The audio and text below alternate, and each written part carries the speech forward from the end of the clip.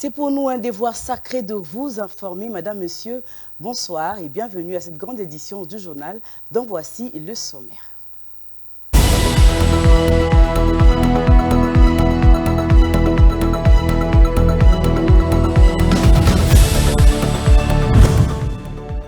Tel que prévu par la CENI, la campagne électorale pour les candidats sénateurs, gouverneurs et vice-gouverneurs a débuté ce jeudi 25 avril sur toute l'étendue du territoire national de la République démocratique du Congo. Coin le plus courtisé, le siège abritant l'Assemblée provinciale de Kinshasa est envahi dans la journée de ce jeudi 25 avril par des affiches, banderoles et autres visuels présentant les différents candidats en lice aux élections sénatoriales et gouverneurales. Un nouvel arrêté a été publié augmentant le prix de carburant. Selon cet arrêté ministériel consulté mercredi 24 avril 2024, le prix d'un litre d'essence atteint désormais 3 475 francs congolais à la pompe dans la zone d'approvisionnement ouest de la République démocratique du Congo. Une situation embarrassante pour les chauffeurs taxis et les motocyclistes. À Lubumbashi, les transporteurs ont barricadé la route avec leurs camions ce jeudi 25 avril 2024 à plusieurs endroits. Ces derniers protestent contre l'installation d'un pont bascule mobile avant le péage. Selon eux, c'est une taxe de plus à laquelle ils seront assujettis.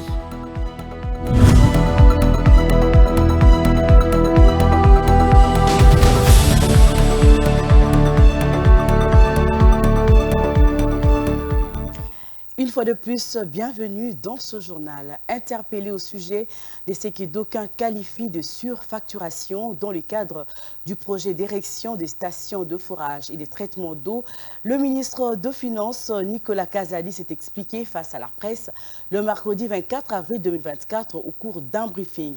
Il s'est défendu de toute implication et a renvoyé la responsabilité à d'autres acteurs. L'argentier national indique avoir négocié à la baisse le prix unitaire de forage permettant la réalisation de 340 stations supplémentaires. Il met au défi ses détracteurs d'apporter la preuve du contraire. Suivez.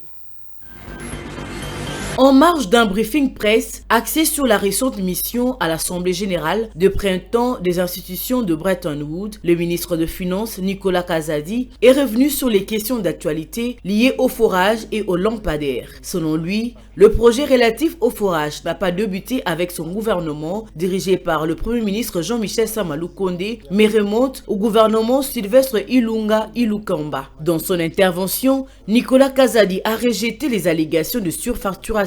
Il rappelle que le paiement du prestataire a été validé sur la base de l'engagement pris par son prédécesseur, José Sélé Yalagouli, pour un montant de 80 millions de dollars américains répartis en 5 tranches annuelles. Il a précisé qu'il n'a pas encore versé la totalité, mais 3 paiements échelonnés à hauteur de 71 millions de dollars qui ont été versés, conditionnant le versement du solde après l'achèvement de livraison correspondant aux 71 millions de dollars déjà versés. Nous recevons un dossier qui a été signé, boutiqué avant nous, sous le Premier ministre Ilunga Ilunkamba, par un ministre du Développement rural qui n'est pas l'actuel.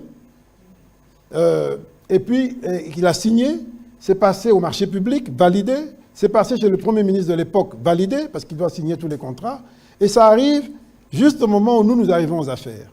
Pour que ce soit payé, il fait la demande. Ce dossier est passé même en conseil des ministres, etc. Moi, je dis, je veux bien payer.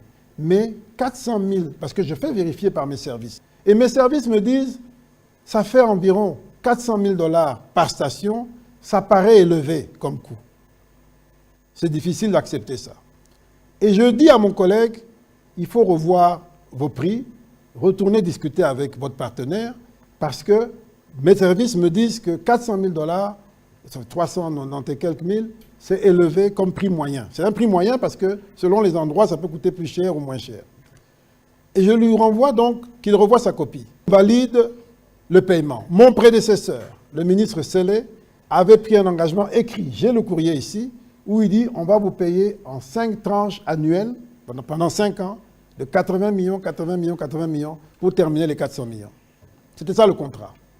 Moi, je dis, OK, je ne suis pas sûr de pouvoir le faire.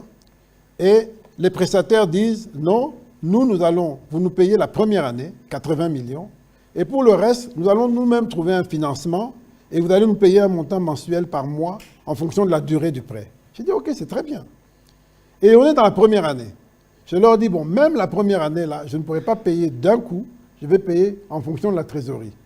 Je paye un premier montant, j'ai oublié le montant, un deuxième, et puis au troisième paiement, qui nous fait arriver à 71 millions, ils font la demande, ils disent, vous n'avez pas encore fini les premiers 80 millions. Je dis, ok, mais depuis que je vous ai payé, mes services me disent que vos livraisons sont lentes et que vous n'allez pas tenir aux engagements, et donc je m'inquiète de cette lenteur, et je vous annonce qu'avec ce que je paye maintenant, ça va faire 71 millions, mais je ne vous payerai pas $1 de plus jusqu'à ce que vous ayez d'abord achevé les livraisons pour les 71 millions. Pas avant, moi je ne paye pas avant qu'on ait d'abord terminé pour les 71 millions là. C'est ça que j'ai demandé et je ne bouge pas de ma position.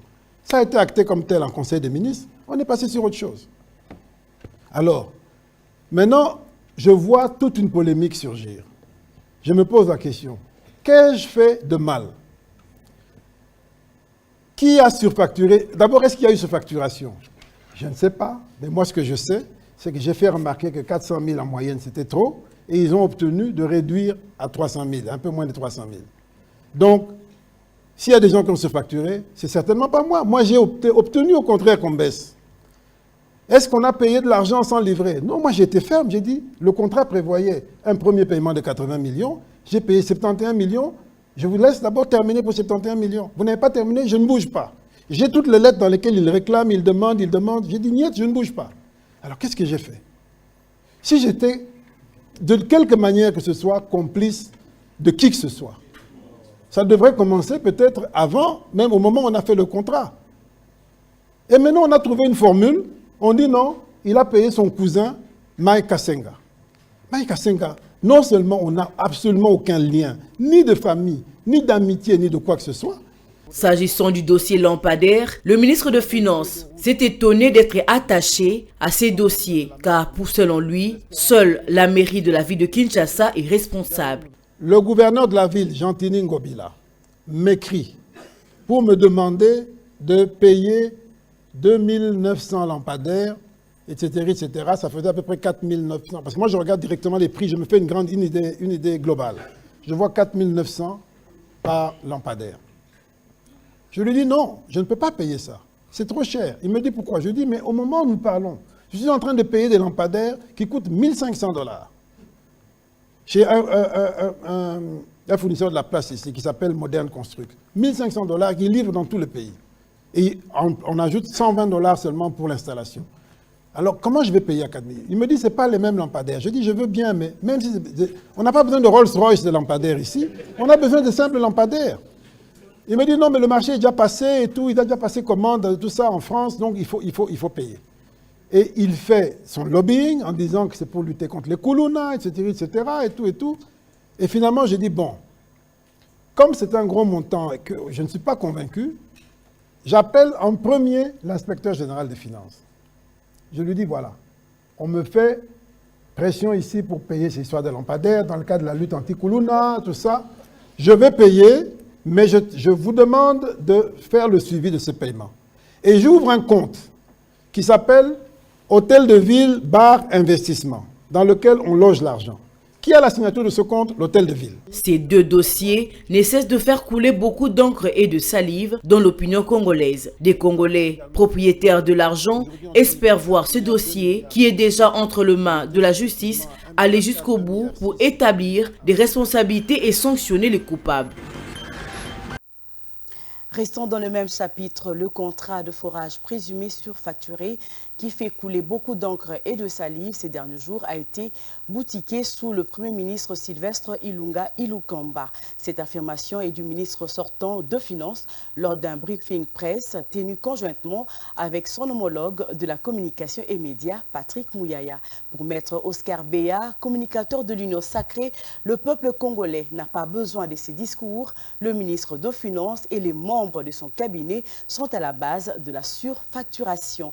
Il a été joint au téléphone par la rédaction.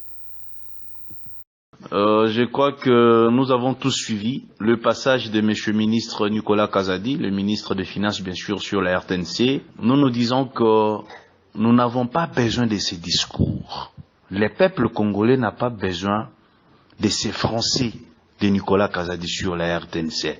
Il avait décaissé l'argent, vrai ou faux, l'argent a été décaissé par Nicolas Kazadi. 80 millions de dollars ou bien 71 millions de dollars comme lui-même déclare ça. Mais est-ce que cet argent a servi à la construction des forages? Nous disons non. Que Nicolas Kazadi nous montre où se trouvent les forages construits avec l'argent de l'État, l'argent des contribuables congolais, 71 millions de dollars, ce n'est pas facile.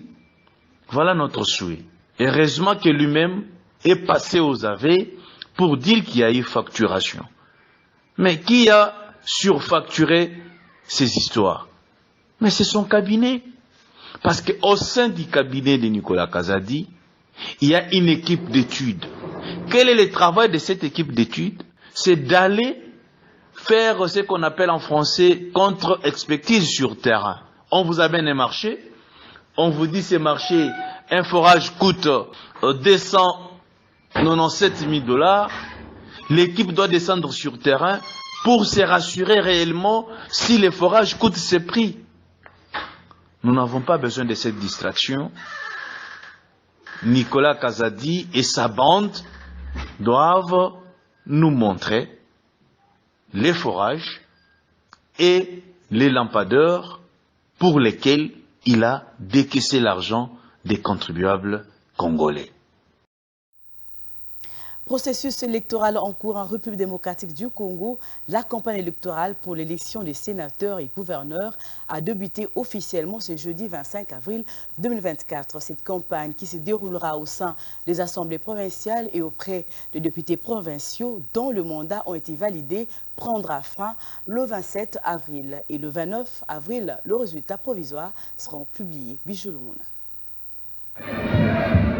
Le coup d'envoi a été donné ce jeudi 25 avril 2024 pour les élections des gouverneurs, vice-gouverneurs et sénateurs. Pour la ville de Kinshasa, 31 candidats sont en lice pour le poste de gouverneur et 1103 candidatures au sénatorial, représentant ainsi un large éventail des partis politiques et d'expérience. Ici à l'Assemblée provinciale de Kinshasa, l'ambiance est au zénith. Chants, fanfares et plusieurs bâches érigées en l'honneur des différents candidats.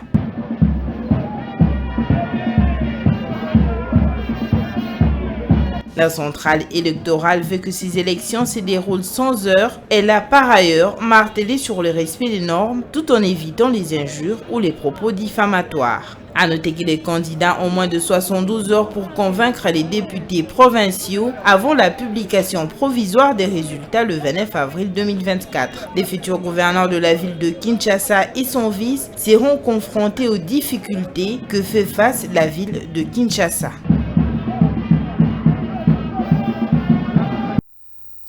Dans des réactions, plusieurs défis attendent le futur gouverneur de la ville de Kinshasa. L'insécurité, l'insalubrité, les difficultés liées au transport en commun, les nuisances sonores et autres sont l'actuelle réputation de la capitale de la grande RDC. Les Kinois n'en veulent plus et exigent un travailleur à la tête de la ville. Suivez. Élection du gouverneur à Kinshasa, 31 candidats sont en lice. La capitale de la République démocratique du Congo n'est plus que l'ombre d'elle-même. Elle a perdu son éclat qui faisait sa fierté et sa réputation de Kinshasa la belle, transformée en Kinshasa la poubelle. L'insalubrité, l'incivisme, les constructions anarchiques, les nuisances sonores, pour ne citer que ceux-là, y ont élu domicile. C'est l'occasion de chercher l'oiseau rare capable de relever les défis. La ville de Kinshasa, depuis que nous avons des gouverneurs, on se retrouve toujours nulle part. Parce que chaque fois qu'il y a des gouverneurs, ils viennent avec des démagogies. Et en fin de compte, on ne voit rien comme changement. Aucun changement ne s'opère. Donc, lorsque nous voyons les conditions dans lesquelles nous vivons ici à Kinshasa, moi je me dis, c'est comme si nous étions dans une forêt, une jungle. Sur le plan transport, les choses ne marchent pas.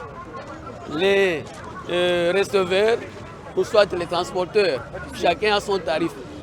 Donc c'est comme si l'État n'existe. Ils ne viennent pas pour seulement s'asseoir, rester au bureau, dans une salle climatisée, alors qu'ils ont une tâche noble. Donc ils doivent s'occuper de tous ces domaines. Donc ils doivent vraiment faire leur travail comme il se doit. Oui, parce qu'à la fin de leur mandat, il y a un bilan qu'ils doivent quand même présenter à la population. La campagne électorale débute ce jeudi 25 jusqu'au 27 avril. Pendant ce temps, les candidats présentent leur programme et vision pour le développement à l'Assemblée provinciale. Les grands électeurs sont donc appelés à opérer un choix judicieux. Et dans les mêmes registres, à quelques jours de l'organisation des élections des gouverneurs de province par la Commission électorale nationale indépendante, CENI, l'engouement reste total où l'on remarque que tout le monde veut diriger Kinshasa, capitale de la République démocratique du Congo.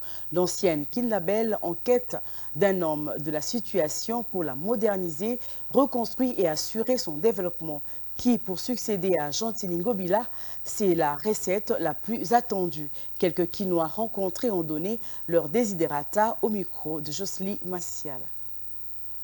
Les Quinois en suspense, ils attendent avec impatience que le futur gouverneur soit connu. Le sujet est au cœur des débats entre citoyens dans différents coins de la capitale. Les élections pour les votes des gouverneurs sont prévues le lundi 29 avril à travers tout le pays. À Kinshasa, 31 candidats sont en lice à cette aventure, mais les Quinois, par ailleurs, ne jurent qu'au changement. Complètement désespérés, puisque rien ne marche dans la capitale. Pas d'infrastructures routières viables, l'anarchie dans le secteur de transport, l'insécurité, la cherté de la vie, le manque d'emploi et tant d'autres mots. Un tableau sombre qui ternit l'image de la ville.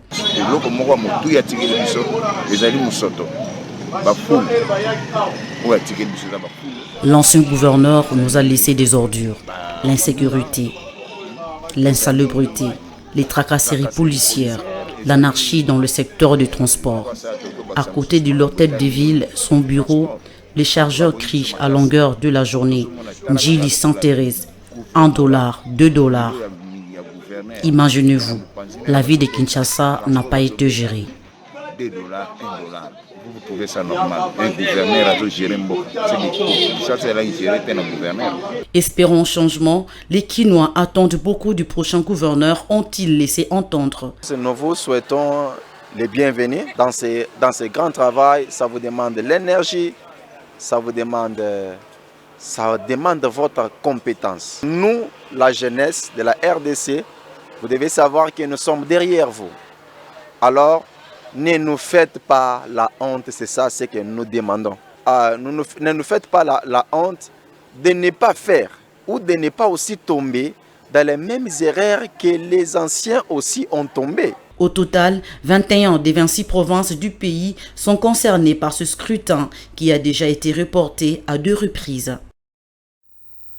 Parlons économie à présent. Le ministère de l'économie nationale de la République démocratique du Congo a revu à la hausse le prix du carburant à travers un arrêté ministériel du 24 avril 2024 portant fixation de prix dans les zones d'approvisionnement ouest et nord du pays, ce qui représente 250 francs supplémentaires sur le tarif arrêté en octobre dernier. Les litres d'essence passent désormais à 475 francs, les gasoil à 465 francs congolais. Cette décision du gouvernement intervient au moment où le chauffeur et le motard se plaignent de la pénurie de carburant qui fait face à la ville de Kinshasa. Une situation qui occasionne de longues files d'attente dans des différentes stations-service. Grâce Mayo et Vite Mpanzou signent ce reportage. Selon l'arrêté ministériel rendu public le mercredi 24 avril, le prix d'un litre d'essence est négocié désormais à 3475 francs à la pompe dans la zone d'approvisionnement ouest de la République démocratique du Congo, augmentant de 3225 francs. Selon le même arrêté, le prix d'un litre de gasoil vendu auparavant à 3215 francs passe désormais à 3465 francs. Celui du pétrole passe de 2065 francs à 2900 francs congolais. Par ailleurs, dans la zone nord, selon les dits arrêtés, un litre d'essence précédemment à 3 970 francs est désormais fixé à 4 220 francs congolais. Celui du pétrole passe de 3 200 francs à 3 460 francs et les gasoils de 4 020 francs à 4 270 francs congolais. Selon Eustache Mouandi, ministre intérimaire de l'économie nationale, cette nouvelle augmentation qui intervient après celle du mois d'octobre 2023 se justifie par la volonté du gouvernement de préserver l'équilibre du système d'approvisionnement du pays en produits pétroliers et de réduire le coût budgétaire de la subvention pétrolière qui pèse sur le trésor public. Une situation susceptible qui pourrait avoir de répercussions majeures, notamment sur le coût des transports en commun. Dans notre pays, quand le prix est revu à la hausse, il y a difficulté de revenir au prix normal. Nous les Congolais, nous devons avoir ces soucis de servir notre pays au lieu de revoir le prix à chaque fois. Si aujourd'hui il y a hausse de carburant, cela nous rend la tâche difficile. L'état de la route Ngouma n'est pas bonne. Nous nous retrouvons souvent coincés dans des embouteillages pendant au moins 3 heures. Ce qui démontre que malgré la signature en août 2023 de l'arrêté interministériel fixant le mécanisme de mobilisation de fonds destinés au paiement de pertes et du manque à gagner des entreprises pétrolières, ces derniers continuent d'éprouver d'énormes difficultés pour s'approvisionner en produits pétroliers. Et il fallait s'y attendre, l'État congolais accuse le groupe Apple d'utiliser dans ses produits de minerais exploités illégalement qui proviendraient de mines congolaises au sein desquelles de nombreux droits humains sont violés, selon des documents consultés par l'AFP. Il ressort du dossier remis par Kinshasa que la société Apple utilise dans ce produit de minerais stratégiques achetés au Rwanda, affirment les avocats mandatés par la RDC pour rédiger une mise en demeure avant le déclenchement d'une procédure judiciaire. Suivez les commentaires de Michel Ramazani. Le gouvernement de la République démocratique du Congo dénonce de nombreux crimes de guerre et des violations des droits humains dans son pays, liés à l'exploitation illégale de ces minéraux constamment utilisés par l'entreprise américaine à la pomme Apple. Selon des documents consultés par l'agence France Presse AFP, la société Apple utilise dans ses produits des minéraux stratégiques achetés au Rwanda, affirment les avocats mandatés par le gouvernement congolais pour rédiger une mise en demeure, sommation avant le déclenchement d'une procédure judiciaire. Selon ces mandateurs, le Rwanda est un acteur central de l'exploitation illégale de minéraux et notamment à l'exploitation de l'étain et du tantal en RDC. Après leur extraction illégale, ces minéraux seraient ensuite transportés en dehors du pays, et notamment vers son voisin rwandais, où ils seraient blanchis et intégrés dans le chaîne d'approvisionnement mondial. Cette mise en demeure a été adressée aux 2 filiales d'Apple en France par les avocats William Bordon et Vincent Brugert. Il s'accompagne d'une liste de questions sur les minéraux 3T utilisés dans les produits de la firme, auxquels il lui a demandé de répondre sous 3 semaines. Un courrier également a été envoyé à la maison mère américaine du géant de la tech. Toutes les options judiciaires sont maintenant sur la table, ont ajouté les avocats mandatés par la RDC. Rappelons par ailleurs que Kinshasa accuse Kigali de vouloir faire main basse sur les ressources minières provenant de l'est du pays. L'une des raisons pour lesquelles, selon lui, Kigali soutient la rébellion du M23 à l'offensive depuis 2 ans dans la province du Nord Kivu, où le M23 contrôle actuellement des larges pas du Nord Kivu et encercle la ville de Goma. Rendons-nous à présent dans les Hauts-Katanga. Le trafic est à l'arrêt sur la route nationale numéro 5 entre Lubumbashi et Malambwe à hauteur du poste de péage de Kassangiri. Les conducteurs du camion moyen et poids lourds transportant sable, gravier, moellon et caillasse refusent l'installation d'un pont mobile bascule. Dans un mouvement de protestation lancé ce jeudi 25 avril 2024, ces transporteurs accusent le gouvernorat de vouloir alourdir la charge fiscale. À l'exception de quelques motocyclistes, la circulation de véhicules est gelée sur cette route nationale depuis les petites heures du matin. Les transporteurs ont barricadé la route avec leurs camions à plusieurs endroits. Le plus gros barrage est celui placé non loin du poste de péage routier des Kassangiri. Ces transporteurs des matériaux de construction entre Lubumbashi et le village Malambwe dans le territoire de Kasenga protestent contre l'installation d'un pont bascule mobile avant le péage. Selon eux, c'est une taxe de plus à laquelle ils seront assujettis. Il y a exagération des taxes sur cette route. On vient encore installer un pont bascule. Nous disons que ce pont bascule doit être dégagé. On ne veut pas de ça ici. Nous nous acquittons du péage. Il y a beaucoup de documents que nous payons à Minga et puis s'ajoute le pont bascule. Nous refusons. En tant que peuple, nous disons non, non au pont bascule.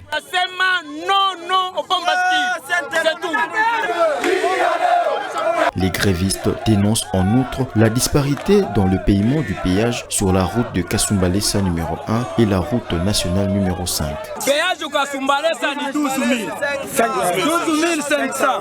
Le péage sur la route Kasumbalesa, c'est 12 500. Il n'y a pas de pont bascule. Ici, nous payons $100 les grands et $60 pour les camions à 10 roues. Donc, vous voulez en abuser pour que nous soyons des vagabonds. Est-ce que nous allons travailler seulement pour le gouvernement, enlever le pont bascule, ou si vous voulez qu'il reste, enlever les postes de péage?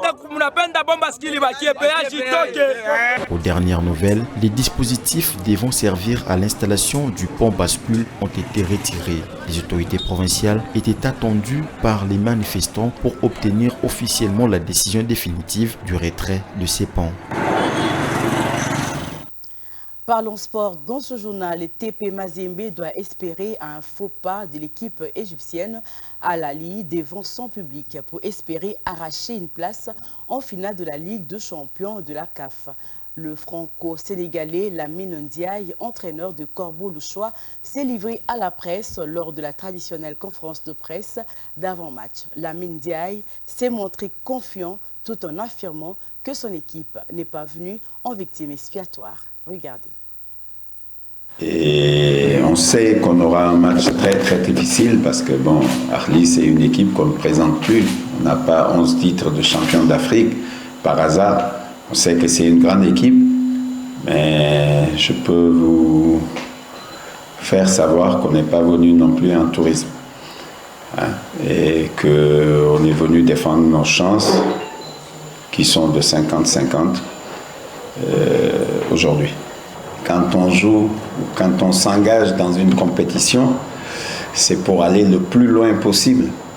Mais pour aller le plus loin possible, il faut battre les meilleurs. Et Arlis fait partie des meilleurs. Donc si on veut avoir ces ambitions-là, forcément il faudra battre les meilleurs, tout simplement. Vous savez, à l'époque, il y avait beaucoup plus que ça. Je pense que ça montait jusqu'à 80 000. On sait que ça fait beaucoup de bruit. Mais encore une fois, on est là pour défendre nos chances, mais à fond. Ce sera difficile. C'est contre une grande équipe, expérience, ils ont l'expérience, ils ont les joueurs avec. Mais encore une fois, un match de football reste un match de football. Et demain, c'est un autre match. Demain, c'est un autre match et certes, on joue à l'extérieur, on joue devant un bon public qui est derrière son équipe, mais n'empêche, on défendra nos chances, mais vraiment bec et ongle. On est venu en tout cas pour jouer. On est venu pour jouer. Voilà, on aime le jeu et j'espère que le jeu sortira, le football sortira vainqueur, en tout cas de ce match-là, que la meilleure équipe gagne, tout simplement. En environnement au Kenya, les habitants de Nairobi sont confrontés aux conséquences des inondations qui ont submergé leurs maisons et causé d'importants dégâts matériels après une nuit de pluie torrentielle. Diane Bonga pour le reportage. Les habitants se sont réveillés en pleine nuit dans le chaos et devaient tenter de sauver ce qu'ils pouvaient. Domit, une habitante du quartier, s'y retrouve sans abri. C'est une catastrophe qui s'est produite depuis 11 h hier soir jusqu'à aujourd'hui. Nous continuons à sauver des gens à Ngando. Nous espérons que le gouvernement prendra des mesures pour aider nos concitoyens. Nos concitoyens souffrent déjà. Et si vous leur dites de prendre leurs affaires et de partir, où iront-ils ? Les autorités kenyanes ont conseillé les habitants de Nairobi d'éviter les routes inondées, notamment celles menant à la ville côtière de Mombasa.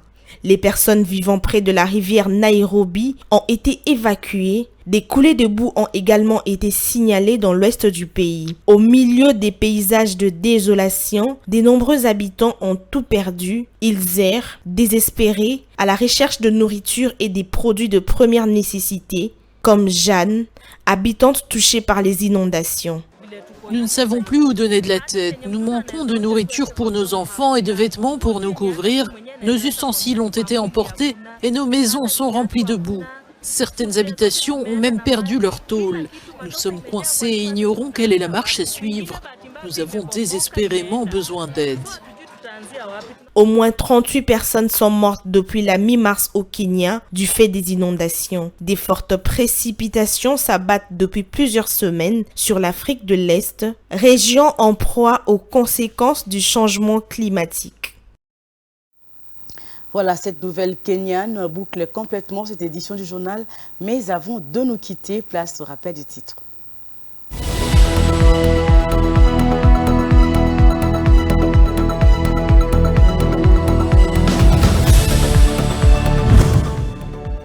Tel que prévu par la CENI, la campagne électorale pour les candidats sénateurs, gouverneurs et vice-gouverneurs a débuté ce jeudi 25 avril sur toute l'étendue du territoire national de la République démocratique du Congo. Coin le plus courtisé, le siège abritant l'Assemblée provinciale de Kinshasa est envahi dans la journée de ce jeudi 25 avril par des affiches, banderoles et autres visuels présentant les différents candidats en lice aux élections sénatoriales et gouverneurales.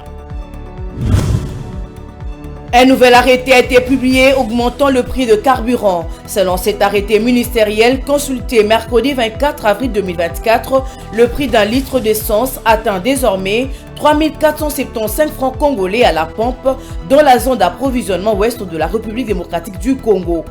Une situation embarrassante pour les chauffeurs taxis et les motocyclistes.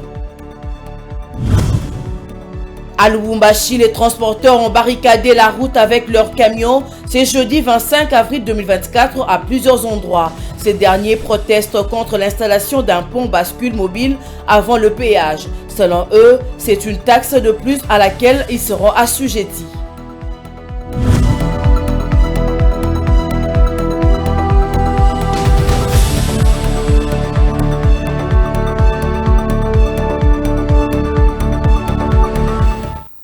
Vous l'avez compris, certainement, cette édition est terminée. Merci de nous avoir suivis.